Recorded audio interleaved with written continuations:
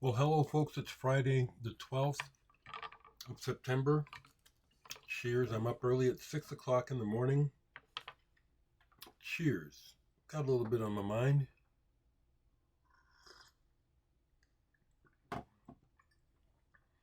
Still got on the Genesis t shirt because at one time, I've almost lived in this shirt. I've had it for so long, and I do think that I've worn it to another Genesis concert since this one. I've seen them 6 times, and I wouldn't be surprised if I wore it to another Genesis concert.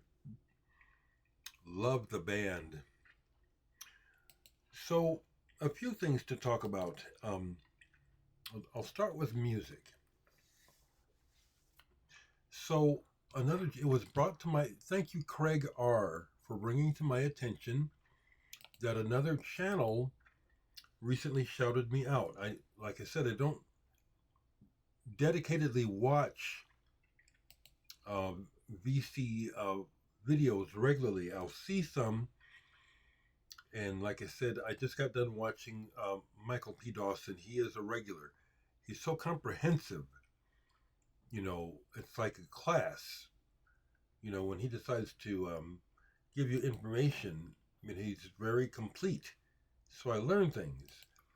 I'm looking up the name of the person who Diamond Marimba. Thank you. Thank you for thanking me. Actually, thank you for the shout out. It's very nice. I appreciate it very much. So I'm just here, been on here for years, just being me, sharing my interest, love, and passion for music and particular types of music. Music that for the longest time was not getting talked about in the mainstream, or it was hard to find information about the music. So thank you, sir.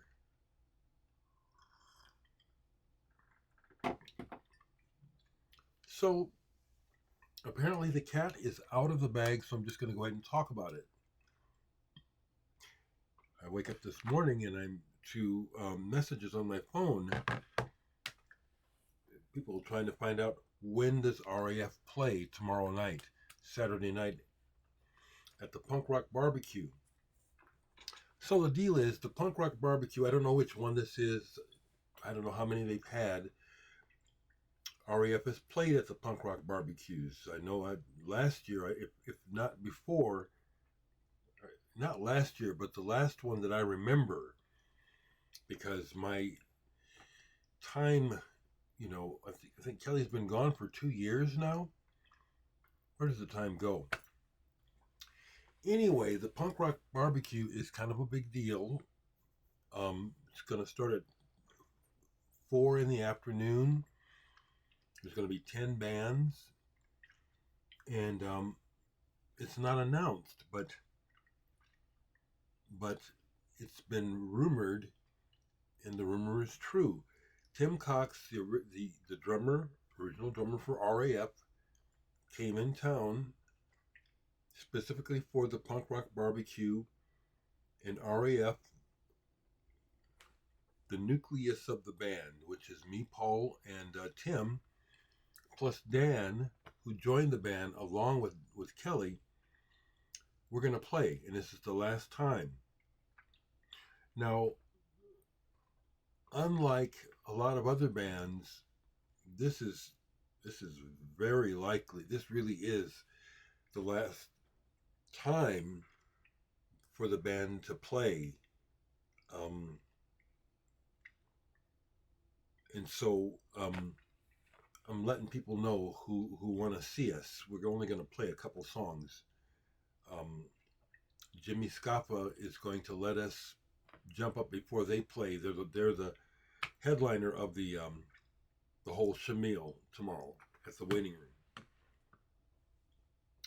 And I have the second rehearsal. We rehearsed Wednesday night, and tonight is the final rehearsal for tomorrow. And that's why I've been practicing, besides trying to be in shape to present something decent to Mike Watt. Because I want to, anyway.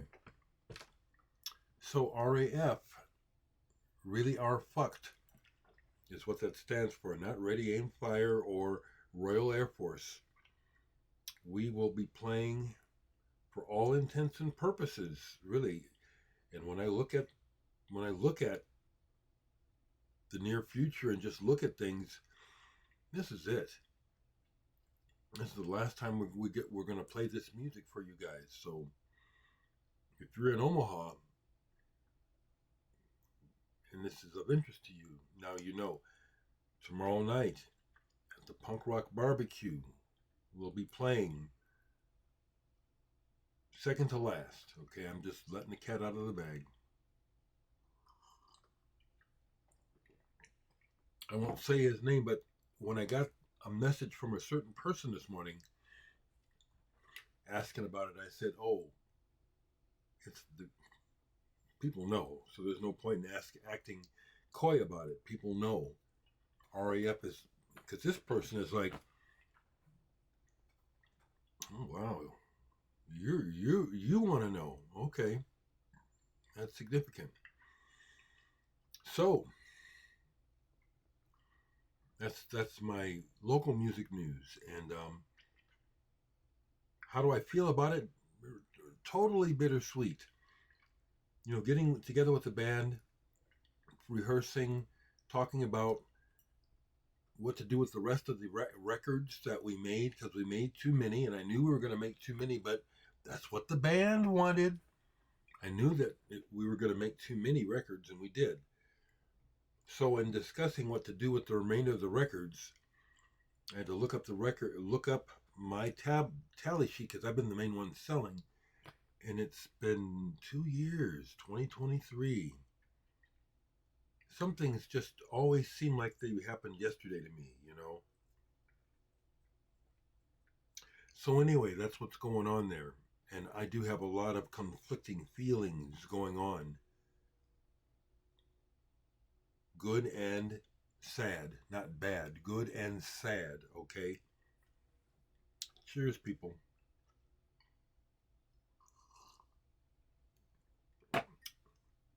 Before I move on, because I'm not afraid to speak what I see as real. I deleted, but I did not block the person, because I've heard from this person before purely about music. But I had someone attempt to gaslight me about Charlie Kirk, saying that he stood for family values. Well, his family values included very denigrating opinions about black people and non-straights. Claiming those are family values is utter bullshit. Don't come over here gaslighting me. Okay? And the other thing that I hate to see, which I can't stop, is Trump is doing anything in his power to avoid accountability, including fomenting a civil war. That's what's happening. Of course, my friend Frank Z, who was over a few days ago, he was the first person I ever said it, and he said this years ago. The Civil War never ended. Here we are. He was right. Another thing, I haven't seen anything about this in the news, but my nephew Sean, who lives out in California, shared with the family in our regular group chats something that happened yesterday near him in Huntington Beach, where was this protest. That's not what I'm trying to see. It was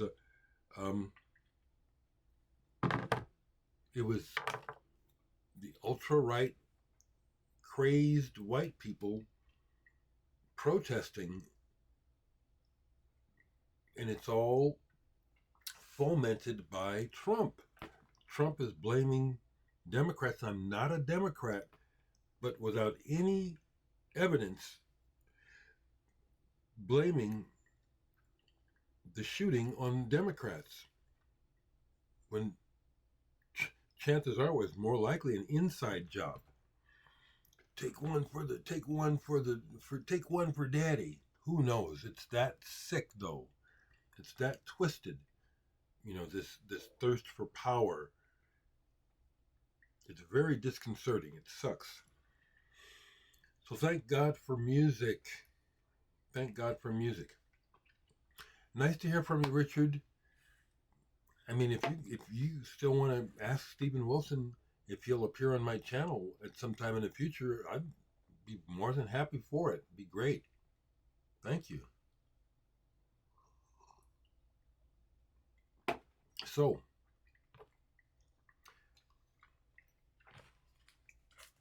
the jag for yesterday, if you want to call it that,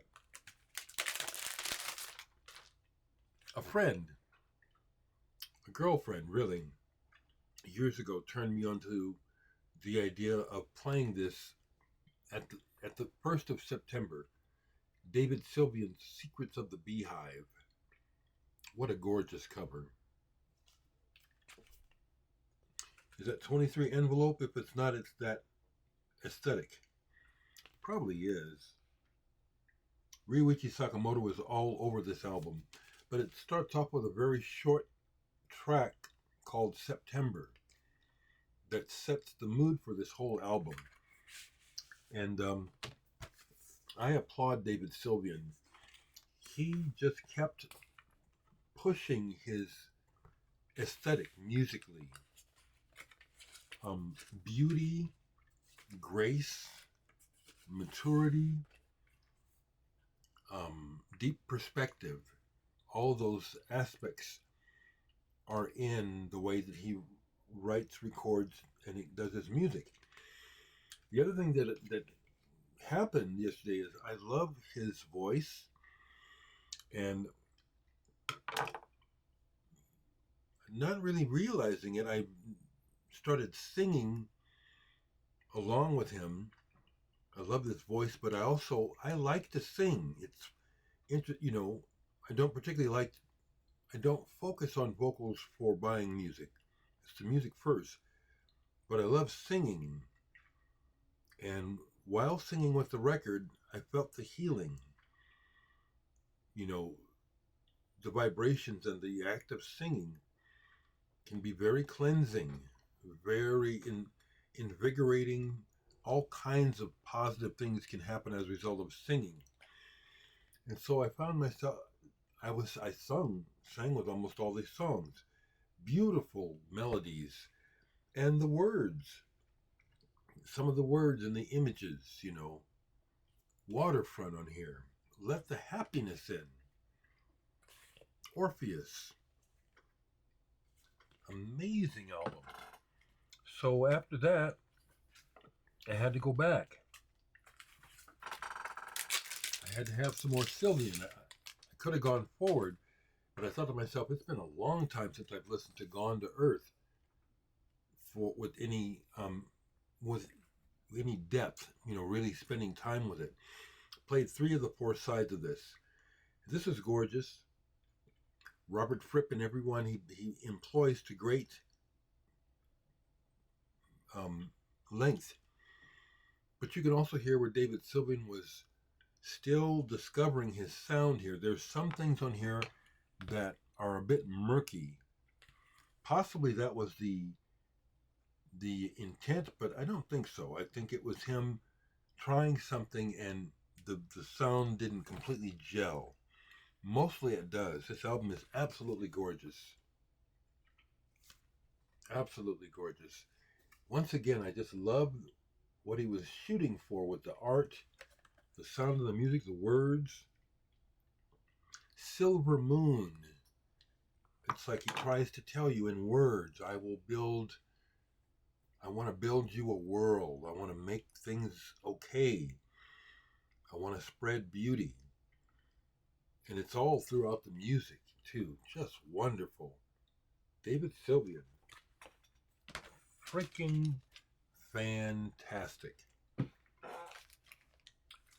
So, the Chameleons' new album, first album in Ages is released today.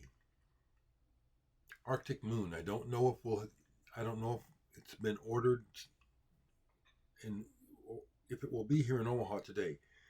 But that's what I intend. Besides rehearsal tonight, my intent is that if Homer's was wise and ordered the album and it comes in today, I intend to go down and grab a copy. Chameleons is another one of my favorite English bands. I'll say it again. It's a great honor that I got to play with Mark Burgess and Steve, who is a current newer member of the Chameleons. Got to play with them. Got to play Chameleons music with them. With Mark twice.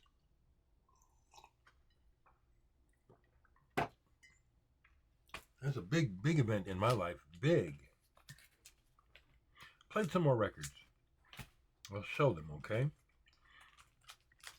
So I'd had this out, showed it the other day, but when I had it out the other day, I only played the first song. So yesterday was a pretty good ear day. Today is not golden, but it's in between. So yesterday I listened to all of this, and apparently after they made this album True Chant, they did some disco stuff, which I'm not interested in. But this album is lovely, and it really, to me, captures a time period and a particular day. It sounds like a particularly good day, like late spring or early summer is the feeling I get, and I can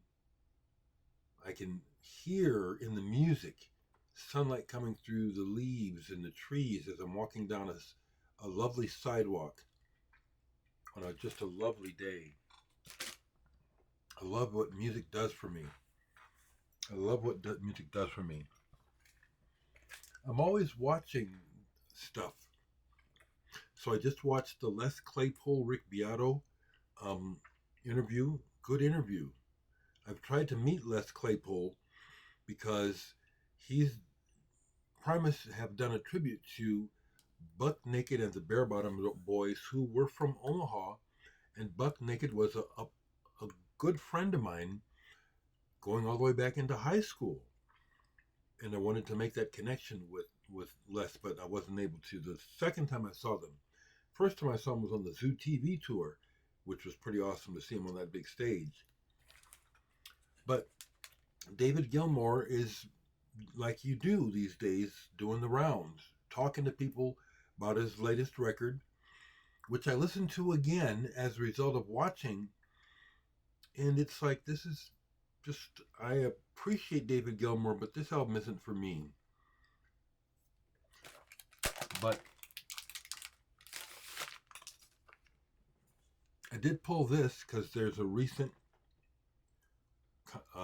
Shoreline is a film company, where they do a lot of documentaries where they take pre-existing material about bands and they collate it together into documentaries. And they did one recently on Momentary Lapse of Reason by Pink Floyd. And I like this album. So I got this used.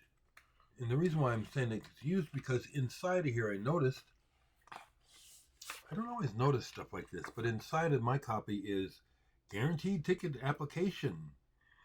Form available only on the limited edition Pink Floyd live poster pack album. Well, I got this used, so I didn't get any poster, didn't know anything about it. Frankly, as far as I know, first time I saw this was when I pulled this yesterday. I didn't notice it before. This is a import.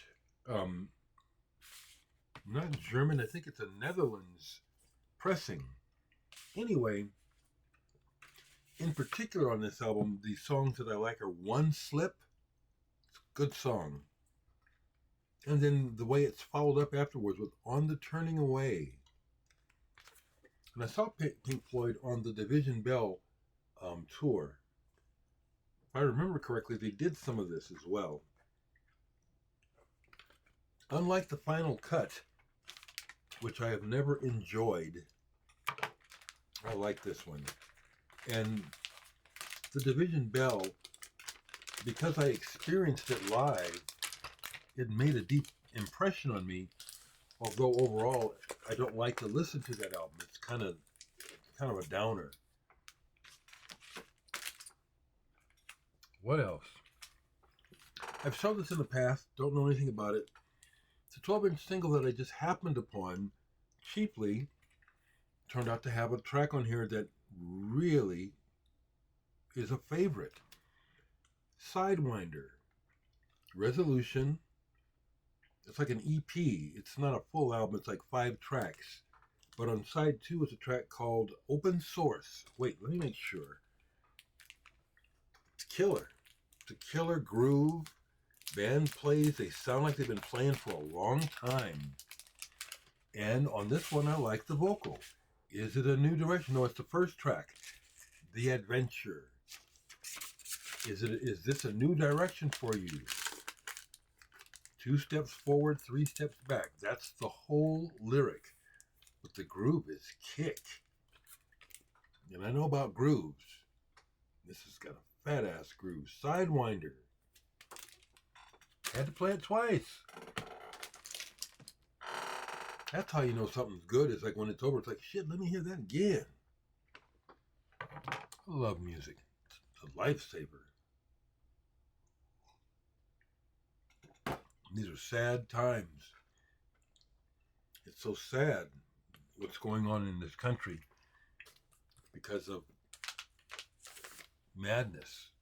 Trump is crazy. He is. He's mentally he's got a personality disorder, and he's a psychopath, and all those other things. And all these people, for the sake of power and money, are just have just thrown the whole country underneath the bus for this fool. I'll talk about it all I want to. Sad. Okay, something else that got played last night. And you know, this is still sitting out to be played. Fragile outtakes hasn't happened yet. That's why and like with these other cassettes, that's back in here now, the boxes anyway.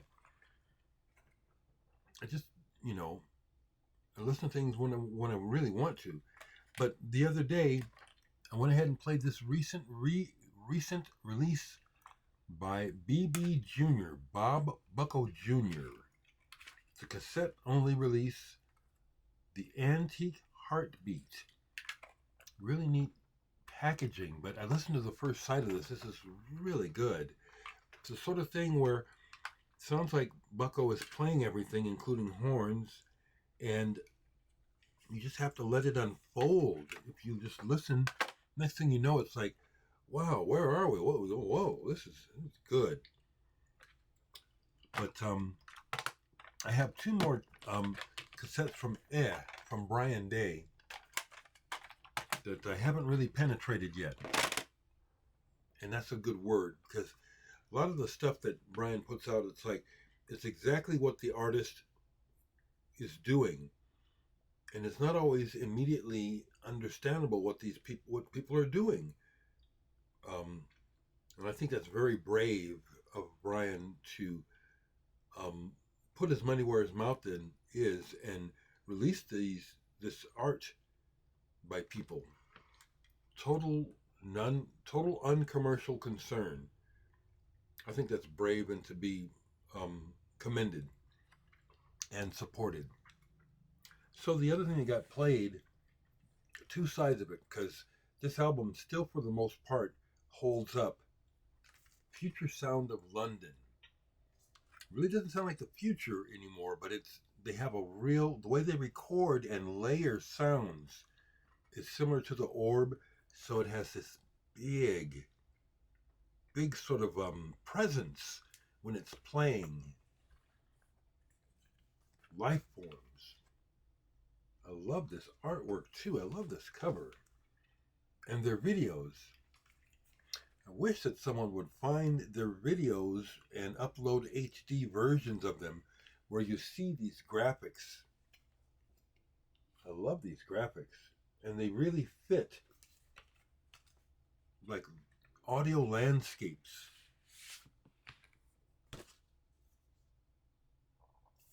I also love the version of this black version of the Virgin label.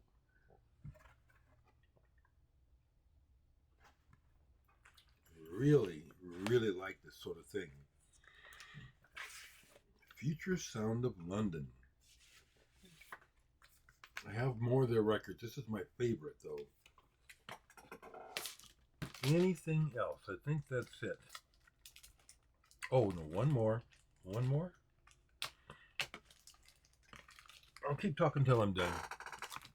So I listened to all of Power of Zeus, and I love the last track on the album where all of a sudden they get the synthesizer going, and it's like, oh yeah, this is so cool, because this is way back in the day, 1970. This is back when synthesizers were still first being discovered by rock bands and being used. So to hear it at the end of the album, the last side, because it's not that obviously being used throughout the record, it's like, oh yeah, this is, oh yeah, so cool.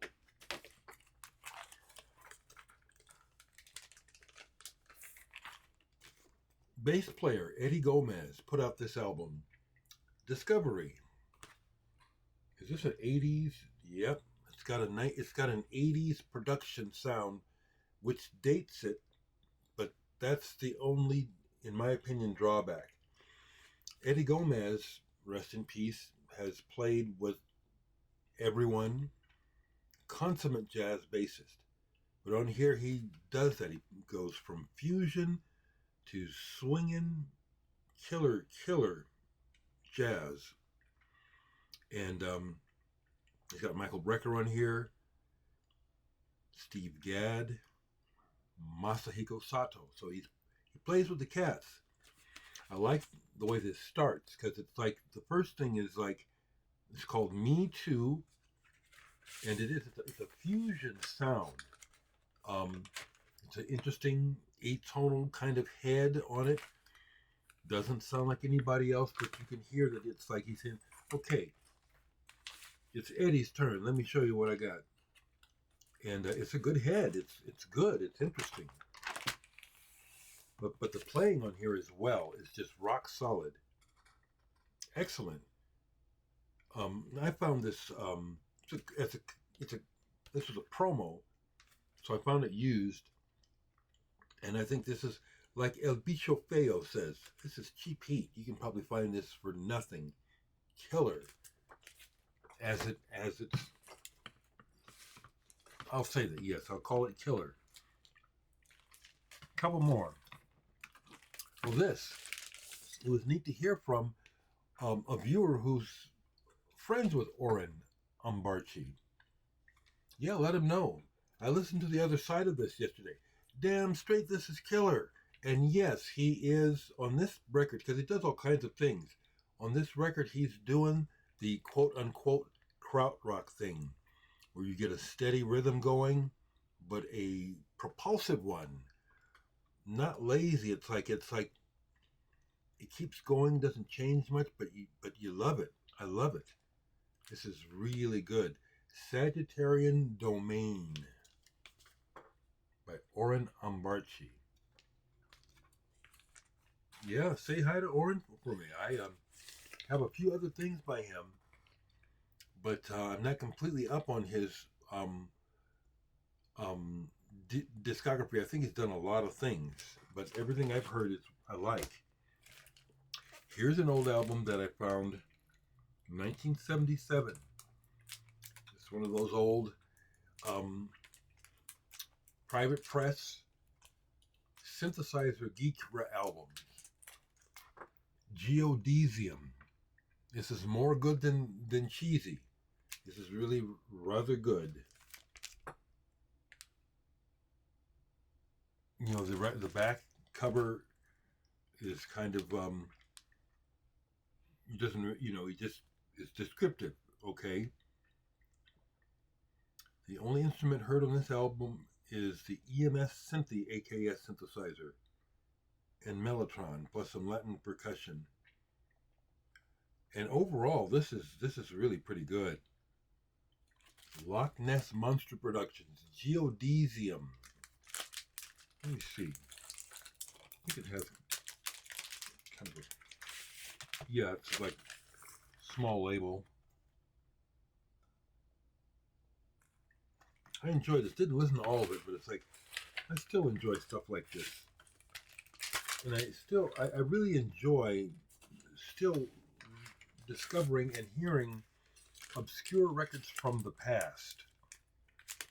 So I was just thinking about the power of Zeus and writing on the wall. It's not so much that the old records need to be psychedelic or progressive to interest me at my age now. I'm interested in hearing all the old records that I missed as a kid back in the 70s, 60s and 70s. And so there's even records like, I won't buy them unless they're like super cheap, but stuff like Fargo and American Blues,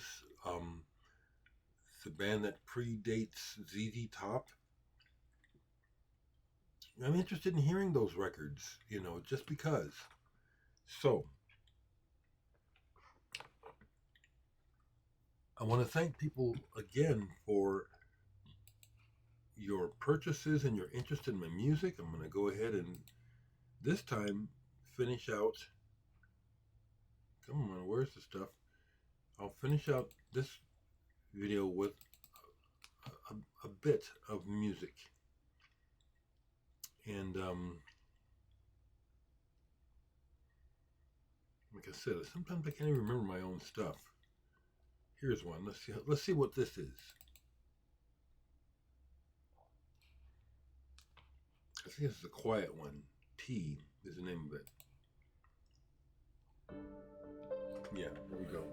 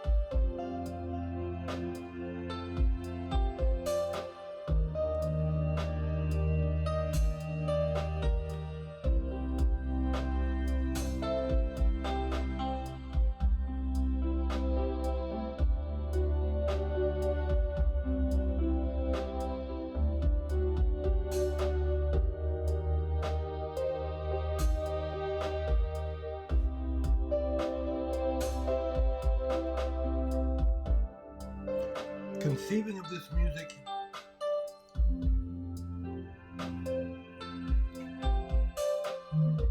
realizing it, discovering it, playing it, putting it together, so therapeutic, so good for my soul.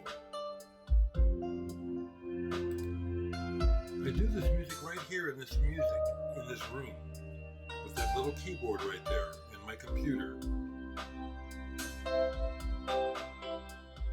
It's as good as anything going on in the world. It's Dereck music. You can have this. This is on the album Here. I just sold another copy. Turn this down. And like I say, the other one that I showed, Aspects of the Imagine, I got 8 copies left. Get it while you can. And you folks in Omaha that like RAF, tomorrow's your last chance to see us. Stephanie, thinking about you always. That message from Sean about the white man take it back protest in Huntington Beach. It's like, see, this is just what Trump wants. It's pathetic. It's pathetic. Y'all be safe out there.